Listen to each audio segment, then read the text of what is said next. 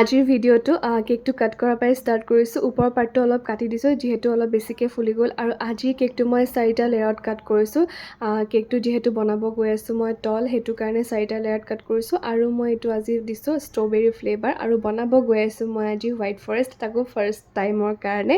মোৰ ওচৰৰ মানে খুৰাৰ ল'ৰাটোৰ বাৰ্থডে হয়, আৰু হাফ কেজিতকৈতো কেকটো ডাঙৰ হয়, 7-10 গ্ৰামমান আছিলে। মই অলপমান মোৰ ফালৰ পৰাই দি দিছিলোঁ কেকটো বেছি ৱেইট কৰি।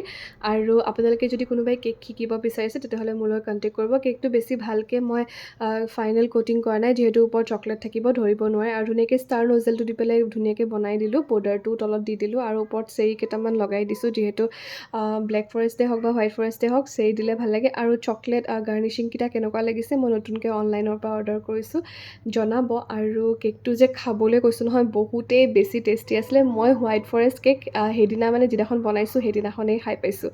বাকী আজিলৈ আহিছোঁ, বাই।